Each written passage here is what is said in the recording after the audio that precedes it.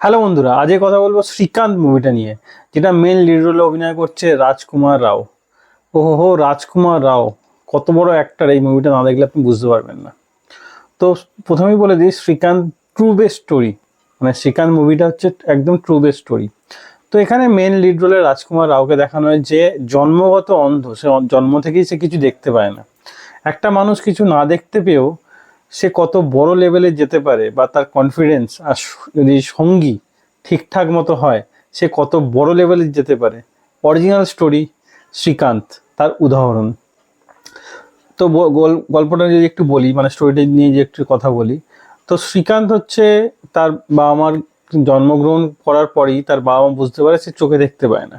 তো তার বাবা ঠিক করে তাকে মেরে দেবে, কারণ তাদের ধারণা ছিল যারা দেখতে পায় না তারা ভিক্ষা করা ছাড়া তার নিজেরা কোনো কাজ করতে পারে না। তো যাই হোক, তো শুধু তাদের ধারণা ছিল না, তাদের মানে গ্রামের সবারই ধারণা ছিল। তো এখানে খুব ওই পুয়ার ভিলেজ থেকে জন্মগ্রহণ করে শ্রীকান্ত, তার বাবা মার মানে সন্তান, প্রথম সন্তান, এবং সে চোখে দেখতে পায় না। তো তার বাবা তাকে ঠিক করেছিল তাকে মেরে দেবে, তো মেরে দিতেও চেয়েছিল, কিন্তু ফাইনালি তার মা গিয়ে তাকে বাঁচায়, এবং তারপর সে নর্মাল সবার সঙ্গে স্কুলে যায়, সবার থেকে বেশি মেরিটোরিয়াস স্টুডেন্ট হয় চোখে দেখতে না পেয়েও। তো ফাইনালি সে চোখে দেখতে পায় না, সেই জন্য তাকে একটা অরফেনেজ, যেখানে তার মতো সমস্ত বাচ্চারা আছে, সেখানে তাকে দেওয়া হয়। সেখানে প্রবলেম হওয়ার জন্য তাকে সেখান থেকে বার করে দেওয়া হয়। একটা অন্ধ, শুধু লাঠিটাও তার থেকে কেড়ে নেওয়া হয়। সেখান থেকে তাকে সাপোর্ট করে তার ম্যাডাম দেবিকা।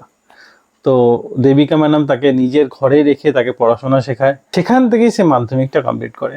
মাধ্যমিক কমপ্লিট করতে মাধ্যমিকে 96% পায়, কিন্তু কোথাও ভিজুয়াল চ্যালেঞ্জ, যে দেখতে পায় না, তাকে কোথাও সায়েন্সের জন্য তাকে অ্যাডমিশন দেয় না। সে সে হচ্ছে লড়াই লড়ে, নিজেরটা লড়ে, শুধু নিজেরটা না, তার মতো যারা আছে সবার জন্য লড়াই লড়ে সে সায়েন্সে অ্যাডমিশন নেয়। শুধু অ্যাডমিশন নেয় তা নয়, সে 12ও কমপ্লিট করে। কিন্তু 12-এর পরে সে এইচএসে 98% পায়, তাও ইন্ডিয়ার কেউ ভিজুয়াল চ্যালেঞ্জকে মানে অ্যাডমিশন দিতে রাজি হয় না, মানে ইঞ্জিনিয়ারিংয়ে অ্যাডমিশন দিতে রাজি হয় না। সে জেদ ধরে সে ইঞ্জিনিয়ারিং করবেই। এর মধ্যে সে ভিজুয়াল চ্যালেঞ্জ ইন্ডিয়ার হয়ে ক্রিকেটও খেলছে। যাই হোক, ফাইনালি তাকে বিদেশ থেকে অফার আসে, সে বিদেশে অ্যাপ্লাই করে, বিদেশ থেকে তাকে অ্যাডমিশন দেওয়া হয়, সে এমআইটি কমপ্লিট করে। বিদেশে গিয়ে তার ইঞ্জিনিয়ারিং কমপ্লিট করে এমআইটি থেকে।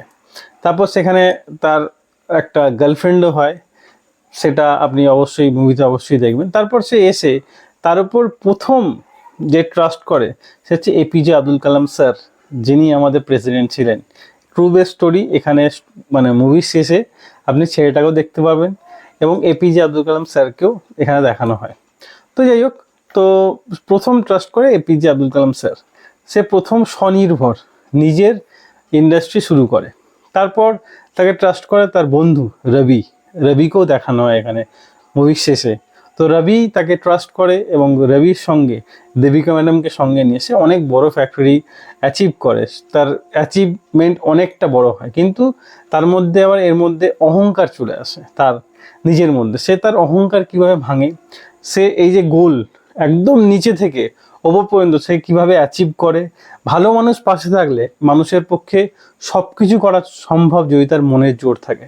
সেটাই এই মুভি থেকে আপনি পাবেন, মানে শিক্ষা পাবেন।